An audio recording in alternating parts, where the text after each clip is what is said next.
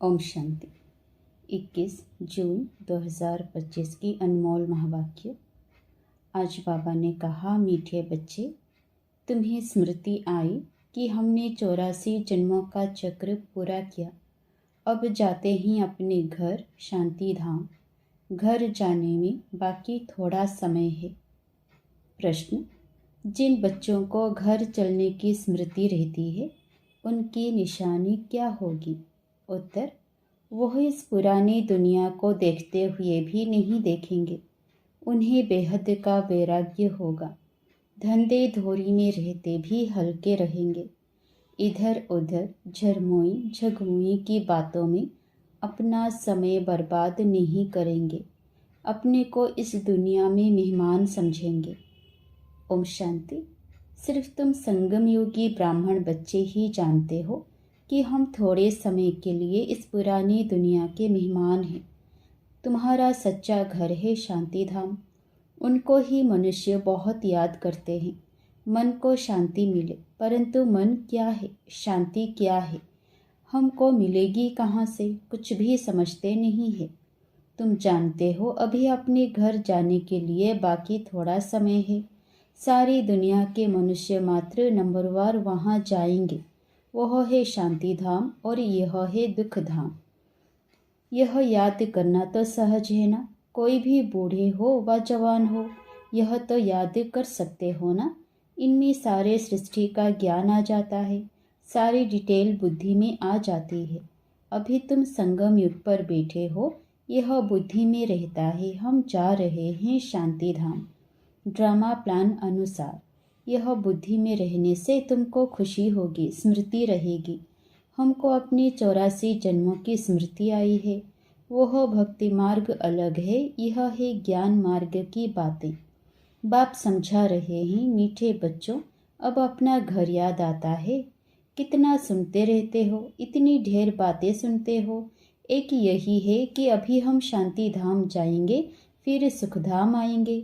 बाप आया ही है पावन दुनिया में ले जाने के लिए। सुख धाम में भी आत्माएं सुख और शांति में रहती है। शांति धाम में सिर्फ शांति है। यहाँ तो बहुत हंगामा है ना। यहाँ मधुवन से तुम जाएंगे अपने घर में तो बुद्धि झरमोई झगमोई अपने धंधे आदि तरफ चली जाएगी। यहाँ तो वह झंझट नहीं रहती। तुम जानते हो, हम आत्माएं हैं ही शांति धाम की निवासी। यहाँ हम पाठधारी बने हैं और कोई को यह पता नहीं कि हम पाठधारी कैसे हैं। तुम बच्चों को ही बाप आकर पढ़ाते हैं। कोटों में कोई पढ़ते हैं, सब तो नहीं पढ़ेंगे। तुम अभी कितने समझदार बनते हो। पहले बेसमझ थे, अभी तो देखो लड़ाई झगड़ा आदि कितना है। इनको क्या कहेंगे। हम आपस में भाई भाई हैं, वो भूल गए हैं। भाई भाई कभी खून करते हैं क्या? हाँ, खून करते भी हैं तो सिर्फ मिल्कियत के लिए। अभी तुम जानते हो, हम सब एक बाप के बच्चे भाई भाई हैं। तुम प्रैक्टिकल में समझते हो, हम आत्माओं को बाबा आकर पढ़ाते हैं। 5000 वर्ष पहले मुआफिक हमको पढ़ाते हैं, क्योंकि वह ज्ञान का सागर है। इस पढ़ाई को और कोई भी नहीं जानते। यह भी तुम बच्चे जानते हो। बाप ही स्वर्ग का रचयिता है, सृष्टि को रचने वाला नहीं कहेंगे। सृष्टि तो अनादि है ही, स्वर्ग को रचने वाला कहेंगे। वहाँ और कोई खंड नहीं था, यहाँ तो बहुत खंड हैं। कोई समय था जबकि एक ही धर्म था, एक ही खंड था। पीछे फिर वैरायटी धर्म आए हैं। अभी बुद्धि में बैठता है कि वैरायटी धर्म कैसे आते हैं। पहला पहला आदि सनातन देवी देवता धर्म है। सनातन धर्म भी यहाँ कहते हैं, परंतु अर्थ तो कुछ समझते नहीं। तुम सब आदि सनातन देवी देवता धर्म के हो, सिर्फ पतित बन गए हो। सतो प्रधान से सतो रजो तमो होते गए हो। तुम समझते हो आदि सनातन देवी देवता धर्म के हैं। हम बहुत पवित्र थे, अभी पतित बने हैं। तुमने बाप से वर्षा लिया था पवित्र दुनिया के मालिक बनने का। समझते हो, हम पहले पहले पवित्र गृहस्थ धर्म के थे।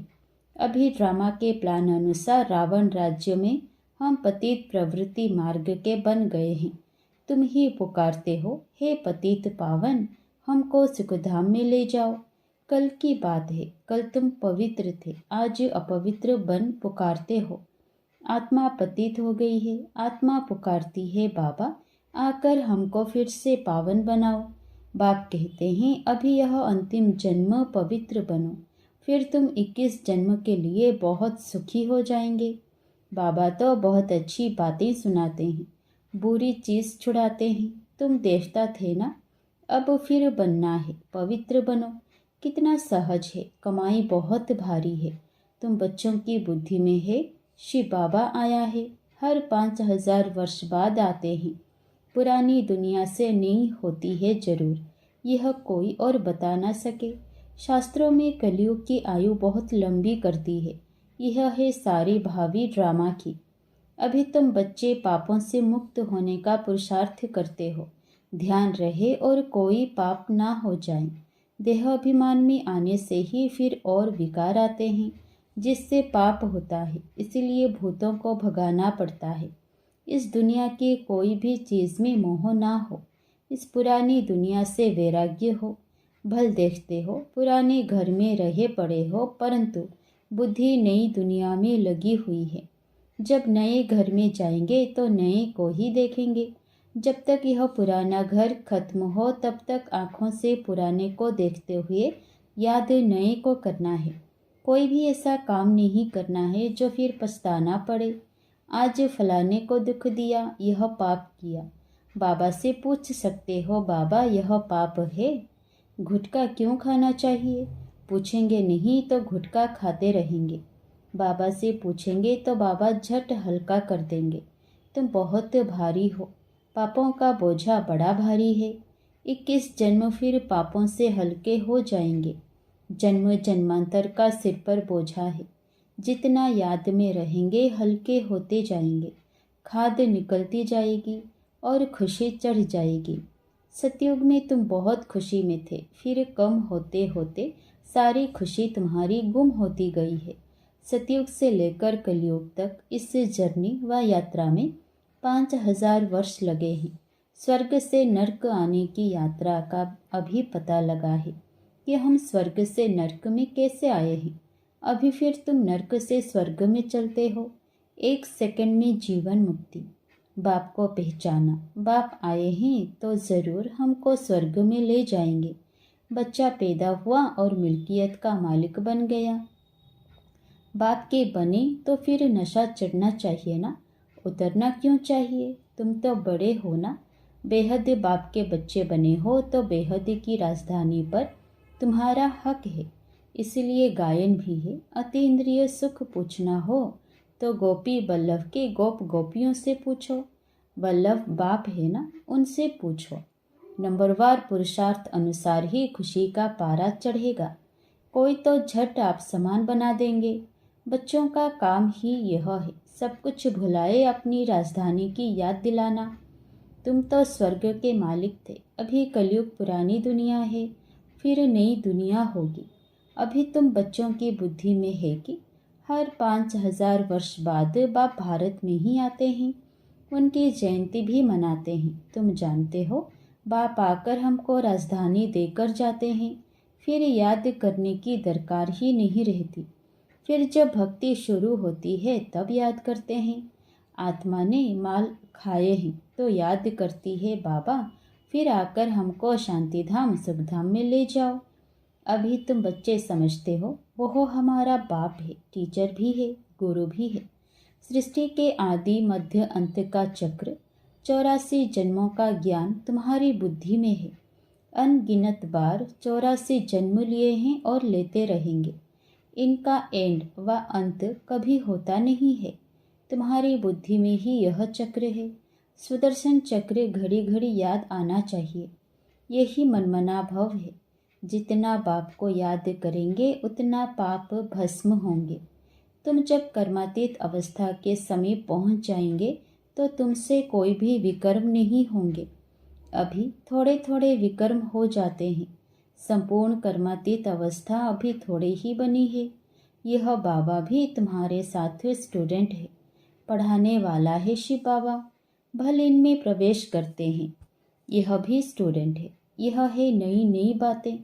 अब सिर्फ तुम बाप को और सृष्टि चक्र को याद करो। वह है भक्ति मार्ग, यह है ज्ञान मार्ग। रात दिन का फर्क है। वहाँ कितने झांझ घंटे आदि बजाते हैं, यहाँ सिर्फ याद में रहना है। आत्मा तो अमर है, अकाल तख्त भी है।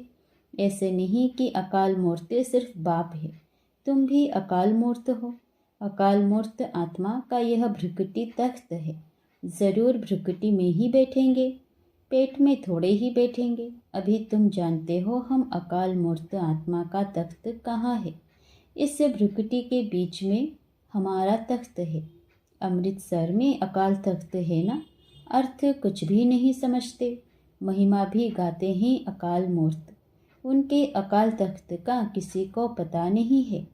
अभी तुमको मालूम पड़ा है। तख्त तो यही है जिस पर बैठकर सुनाते हैं। तो आत्मा अविनाशी है, शरीर है विनाशी। आत्मा का यह अकाल तख्त है, सदैव यह अकाल तख्त रहता है।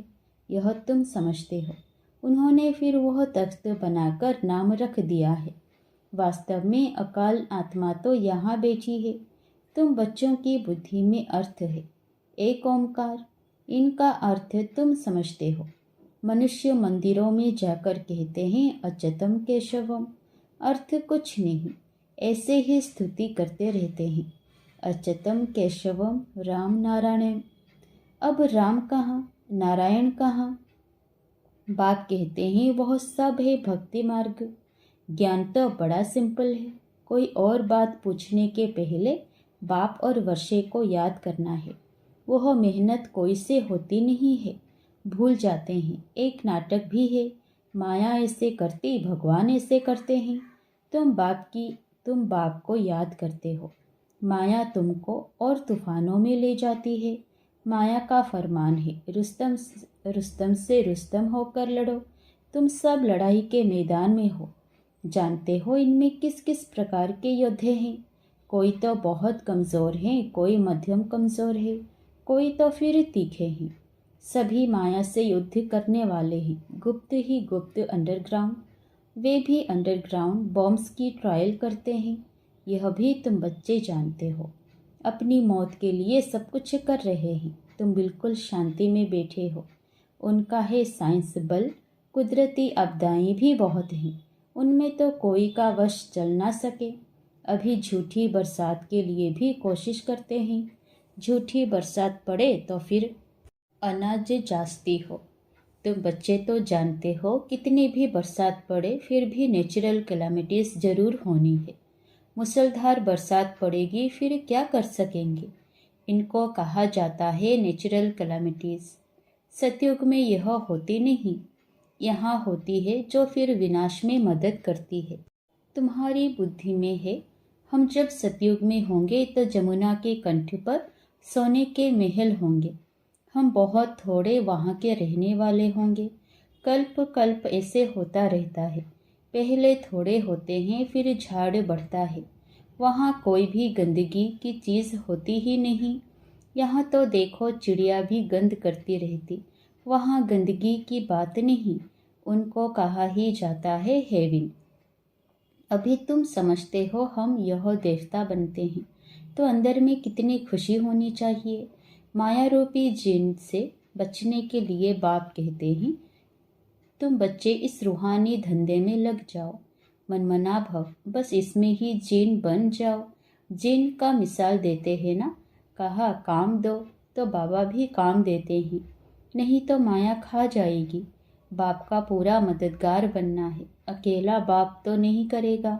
बाप तो राज्य भी नहीं करता है, तुम सर्विस करते हो। राजाई भी तुम्हारे लिए ही है।